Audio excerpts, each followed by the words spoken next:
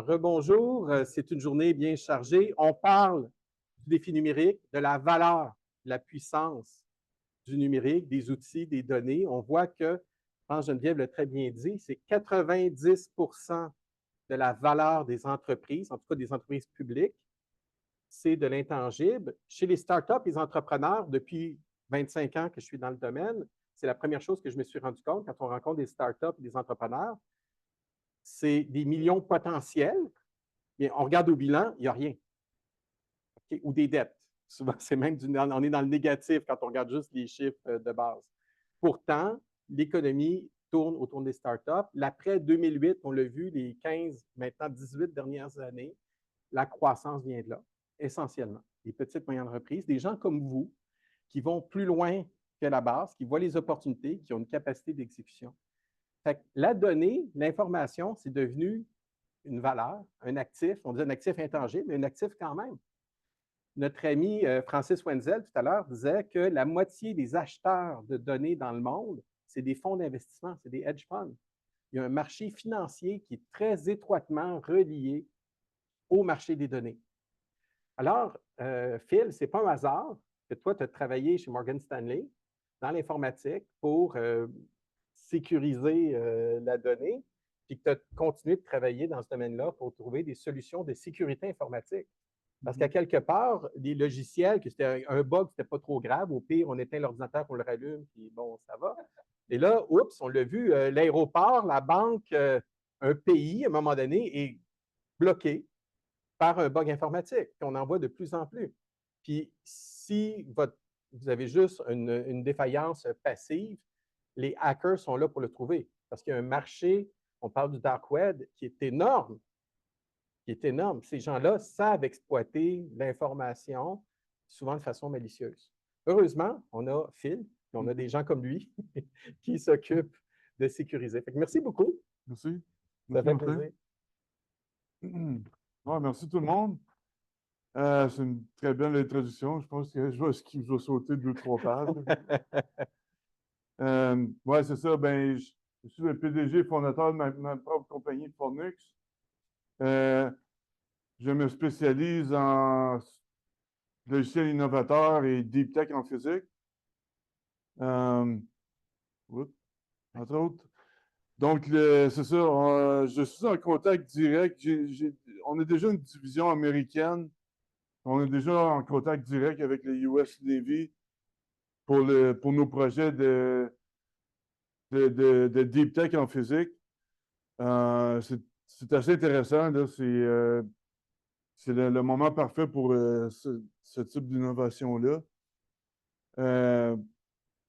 C'est fondé, j'ai passé plus que 15 ans sur le R&D, sur la recherche, pour aboutir où est-ce que j'en suis présentement. Autant en physique qu'en informatique.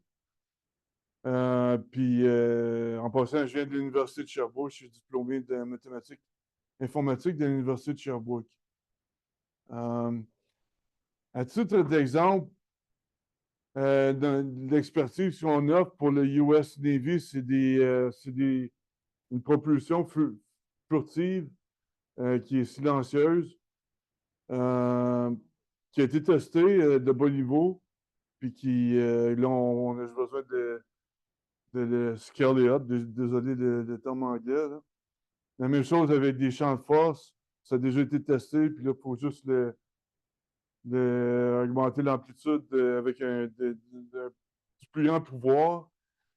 Ça, c'est pour donner un exemple de ce qu'on travaille côté physique. Côté logiciel, bon, le logiciel, le MVP en question, c'est un logiciel qui fait en sorte que les autres logiciels ne peuvent pas avoir de fuite de mémoire. On parle beaucoup d'intelligence artificielle ces temps-ci, mais ce qu'on parle pas, on parle pas beaucoup pour que ça soit implémenté. Il faut qu'il y ait des infrastructures en arrière de ça. Il ne faut pas que ça plante. Il ne faut pas que ça consomme trop d'énergie. Que ce soit robuste, efficace. Puis il faut que ça soit maintenable au fil des ans. Que ce soit facile à maintenir. Donc, c'est ça qu'on focus dessus, c'est de s'assurer qu'il n'y ait pas de problème de mémoire, que ça soit très efficace en utilisant le C++ comme langage de base. Puis, soit dit en passant, 70% des problèmes de mémoire, c'est des problèmes de cybersécurité. Donc, ça couvre une grosse partie des problèmes de cybersécurité. Une chose qu'on ne parle pas encore, ben, Martin en parlait un peu, mais nos pays ennemis nous attaquent beaucoup via nos satellites constamment. Tous les jours, on se fait attaquer par les pays ennemis. Puis, la cybersécurité, c'est un problème, un problème omniprésent que personne ne parle, mais qui est assez important. Donc, à titre d'exemple, en AI, ben, tu as le FinTech. J'ai travaillé pour Morgan Stanley. Des serveurs qui plantent, ça coûte des milliers de dollars en quelques minutes. Ils perdent des milliers de dollars en quelques minutes pour des serveurs qui sont down. Donc, c'est une industrie qui ne peut pas se permettre d'avoir des failles de service assez fréquemment. Puis en intelligence artificielle, ben, tu as OpenCV qui plante constamment. Ça, c'est une librairie de base pour faire l'analyse d'image pour l'intelligence artificielle, des algorithmes d'intelligence artificielle. Puis, tu as Google Chrome qui a plusieurs problèmes de sécurité jusqu'à ce jour également. Donc, on peut voir le graphique là, des types d'erreurs de mémoire que Google Chrome souffre. Donc, c'est ça. Notre logiciel règle ça de façon implicite. Le C++, c'est un langage qui peut être très simple, mais qui peut être très compliqué également. Donc, on couvre la complexité du langage en totalité, qui est très avantageux. Titre d'exemple, l'auteur du langage C++, Bjorn Stroustrup, avait sous-estimé un peu les problèmes de mémoire, mais on ne peut pas trop le blâmer. Mais c'est ça, le C++, c'est un langage très puissant, très avancé, mais qui souffre encore des problèmes d'erreurs de mémoire. Puis notre solution, ben, c'est de sécuriser le code C++ pour prendre avantage de la rapidité du langage, puis de la robustesse de notre solution qui prend avantage, qui est le meilleur des deux mondes, disons. Puis également, Microsoft qui dit, comme je disais tantôt, 70% des erreurs des problèmes de mémoire, c'est des problèmes de cybersécurité. Puis c'est une technologie bladée en C++. Encore là, ça rend les algorithmes bladés à 100%. C'est un static code analysis, donc il ne peut pas avoir de failles. Le code au complet va être filtré puis analysé. Puis on peut voir ici l'usage de OpenCV puis l'analyse d'image, tout ça. C'est une librairie de base qui est très utilisée en intelligence artificielle, tout comme TensorFlow puis tous ces algorithmes-là qui plantent, qui ont le problème d'autres types de problèmes de mémoire. Donc, c'est ça. C'est basé sur une technologie, sur 15 ans de recherche. C'est basé sur un gestionnaire de mémoire breveté qui est intégré dans du code source, n'importe quel code source avec un compilateur source à source. Ça intègre le gestionnaire de mémoire. Le résultat, ça donne un exécutable qui est très rapide et très robuste. C'est ça. Puis là, je ne vais pas me répéter, mais ça couvre tous les types de logiciels. Les logiciels de système embarqué, les logiciels d'aérospatial, d'aéronautique, les embedded software, le fintech, you name it, ça couvre absolument tout. Puis encore là, on est en contact avec le US Navy parce que à cause de notre côté recherche en physique. Puis on peut, on est plus on est pied dans la porte, on peut intégrer notre logiciel, faire une présentation de notre logiciel plus facilement. Puis on a déjà une division américaine pour mieux servir nos partenaires américains. Puis bypasser les tarifs et toutes ces histoires-là. Fait que c'est ça, j'ai plus que 25 ans d'expérience dans le domaine. En rétrospective, c'est 70% des problèmes de mémoire, c'est des problèmes de cybersécurité. Puis nous autres, on règle 100% de ces problèmes-là à cause d'une analyse de code statique. Puis vous pouvez me rejoindre à fil@commercialfournus.com ou sinon au 819-328-4743. Merci. Oui, excellent. Questions, commentaires? Il y a des geeks dans la salle. Oui, je m'en doutais. Hans. Alors, vas-y. Merci pour la présentation et top, Ouais. franchement top. Et oui, je vois que Super 7, moi je voulais savoir quelle est la différence entre C++ et Python déjà. C++ est meilleur que Python et toi tu viens renforcer encore C++. Donc ça veut dire que en utilisant C++ Super 7, tu nous donnes beaucoup d'avantages par rapport à ceux qui utilisent C++ et encore par rapport à ceux qui utilisent Python qui crachent. Ouais. Puisque parfois on a avec OpenCV, comment Ouais. ça plante, DeepStream et Morpheus. Donc Ouais. ta solution, elle est vraiment avant-gardiste et pour tout ce qui est IA, physique AI, parce que maintenant c'est physical AI, robotique et puis la conduite autonome, ça sera ton code source qui sera utilisé. Ouais. Félicitations, ouais. Ouais.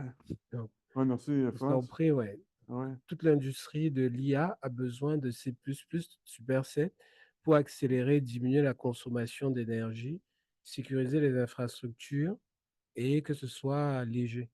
Ouais. Ouais. Merci, France. Ok, je t'en prie. Oui, effectivement, le C++, c'est un langage qui est utilisé pour le low latency, pour les algorithmes qui demandent une rapidité optimale. Mais la gestion de la mémoire est faite manuellement. Moi, ce que j'offre, c'est une gestion de mémoire automatique, mais qui garde la rapidité. Contrairement à des applications Android qui utilisent un garbage collector.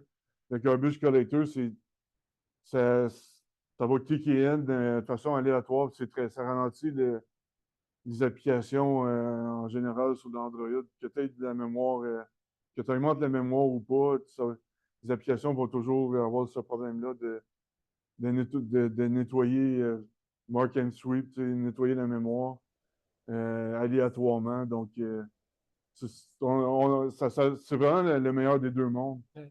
Ça a la rapidité de C++, mais ça n'a pas les problèmes de gestion de la mémoire. C'est l'avantage de Python. Le problème avec Python, c'est que ça c'est beaucoup moins rapide, c'est plus lent. D'une marge assez grande, là. C'est beaucoup plus lent que C++. L'administration industrielle, temps réel, logiciel en finance, C'est ça. ils ont besoin du C, du C++.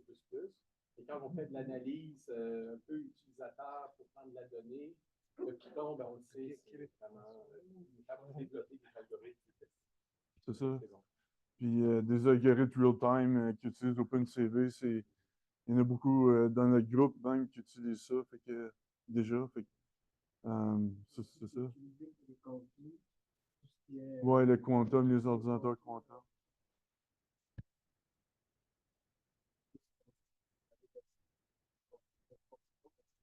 Ouais. Comme tu disais, parce que l'infrastructure soit énergétique, soit les hôpitaux sont tout le temps attaqués. Ouais. Donc, le fait de la sécurité de faire, c'est top. Ouais. Okay. Et puis, apparemment, il y a Ben qui est en train de faire un gros data center AI. Ah ouais. On a vu que pour nous, on va investir 100 milliards de dollars. Ah ouais. Il y a aussi TELUS. Tout ça. Je pense qu'ils ont déjà en Colombie-Britannique, je pense. Ben,